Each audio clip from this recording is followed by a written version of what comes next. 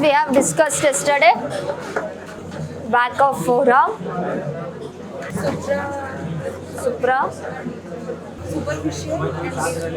Superficial and deep muscles. Flexor and extensor muscles. Only extensor muscles. There is no flexor muscles in the posterior compartment. Then, am I audible? What are the topics we have discussed yesterday? We have discussed about the superficial and deep muscles. Then, extensor retinaculum, nerves and vessels in the posterior compartment. Careful. What are the points we have discussed in the extensor retinaculum?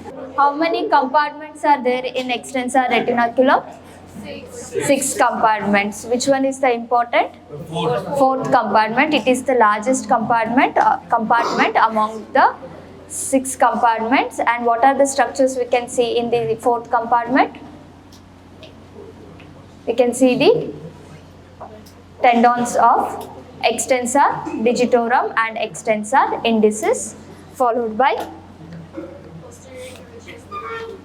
So this is the fourth compartment. We can see Extensor Digitorum. Posterior to that or beneath that we have Extensor Indicis, right? So Extensor Digitorum and Extensor Indicis have common synovial sheath. Common synovial sheath when they are passing in the extensor retinaculum. Okay, what are the other structures we can see here? Posterior interosseous nerve and anterior interosseous artery. Your posterior interosseous nerve is going to terminate here, forming what? Forming pseudo-ganglion. Yesterday also I have mentioned all these points. Forming pseudo-ganglion. Okay, this is all about the extensor retinaculum. What are the points I told you to check and come? I think 2 or 3 points I asked you all to check and come for today's session. Yeah. Whether your posterior interosseous artery is the branch of common interosseous artery. How many of you checked? Is it right or wrong at least? Is it right? Okay. Next one. Medial attachment of extensor retinaculum. Right? Laterally it is attached to anterior border of the which bone?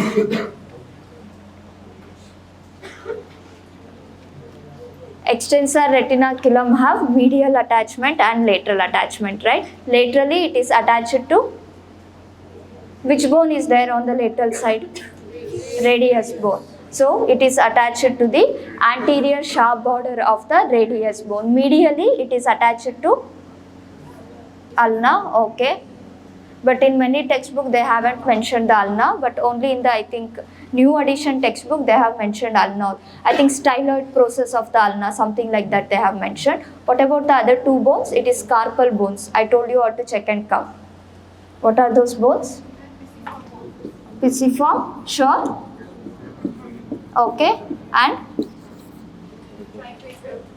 sure, you are checking from the textbook. Triquetral.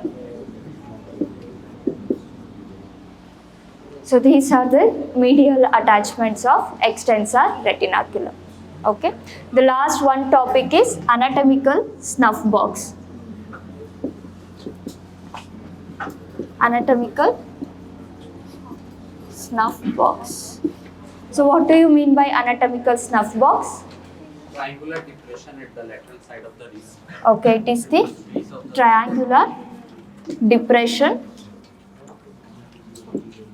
at the lateral side of the thumb finger or wrist. Okay, fine. Any other points? It occurs when we do abduction. Extension and abduction of the It is prominent when we do the abduction. abduction of the thumb. Okay. Other points? So imagine this is the triangular area what we are talking. Okay.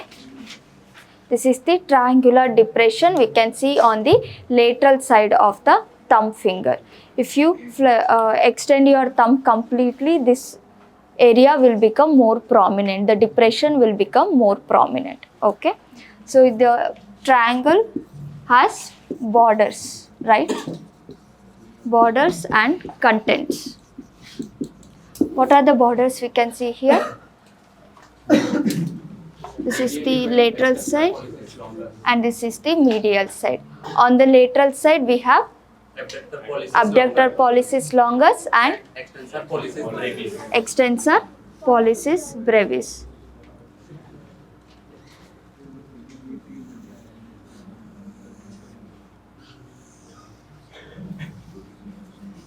This is abductor pollicis longus and this is extensor pollicis brevis. Remember, abductor pollicis longus is taking insertion at the base of the first metacarpal only. So I have drawn it little bit lower, and your extensor pollicis brevis is going until the, what is the insertion point? Proximal phalanx. This is going until the proximal phalanx. Okay. What about the medial border? It is formed by extensor pollicis longus. Okay. And the extensor pollicis longus is taking insertion into distal phalanx. Distal phalanx of the thumb. Okay. So the lateral border is formed by the tendons of abductor pollicis longus and extensor pollicis brevis. The medial border is formed by the tendon of extensor pollicis longus. And this will be the apex. This is the apex point. Okay. Apex is the approximation point where both the borders are meeting. This is just the approximation point where both the borders are meeting. Okay, because your brevis is taking insertion in the proximal phalanx only the longus muscle is running onto the distal phalanx. So we have to consider the approximation point. Okay, what about the roof and floor? Roof is by superficial fascia and skin. Okay, roof, whatever you are seeing here, no, this will be considered as roof.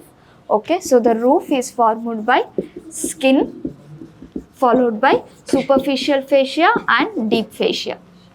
Okay, what about the floor? Base of styloid process of radius. Okay. Scaphoid. Okay. Trapezium. Okay. And base of first metacarpal. Okay, fine. Any other answers? Any other answers? Extensor distal. Extensor. Distal long. Base is actually formed by the bones, carpal bones. What are the two bones? Scaphoid. Sure. Scaphoid and trapezium. Sure. Everyone? Okay, fine. So the base is formed by the scaphoid and trapezium carpal bones. Okay. What about the contents? What about the contents we can see here? Radial artery. In this area? Radial artery, Cephalic vein. cephalic vein, Superficial. radial artery, cephalic vein and radial nerve. Superficial branch of radial nerve. These are the three structures we can see as the content of anatomical snuff box. Radial artery, radial nerve followed by cephalic vein. What is the clinical significance of anatomical snuff box? 3-mark question. Clinical significance of anatomical snuff box. We can check the pulsation. Okay. We can check the pulsation of your radial artery in the anatomical snuff box area. Cephalic vein is used for IV injections. Okay. Then any tenderness in the anatomical snuff bone indicates the fracture of scaphoid bone. Okay. Any tenderness. What do you mean by tenderness in medical terms? Any tenderness in this anatomical snuff box area can be related to the fracture of your scaphoid bone. So what do you mean by tenderness? Contraction of the muscles. Contraction of muscle, okay. Hardening. Hardening, okay. If any injury occurs, then there is a contraction of the muscles. So their tenderness occurs. Okay, fine. Any other answers? Others? After the injury, if a person or a patient is experiencing any abnormal pain, just by touching that area or putting like little bit pressure, if someone experience a pain, that is called as tenderness. Okay, is it clear?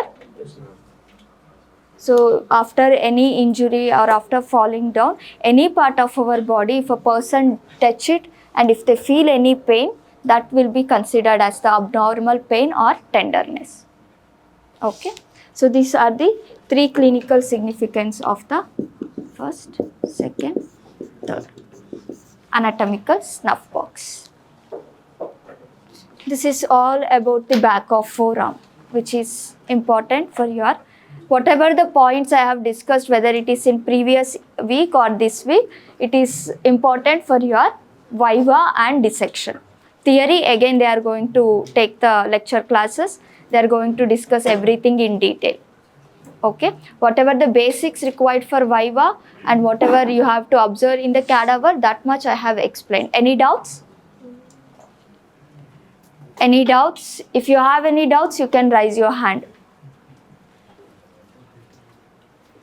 No doubts? So everyone can identify the muscles also in the cadaver? Okay, if anybody have doubts to identify the muscles, they can go to the cadaver table and you can discuss. I'll also come.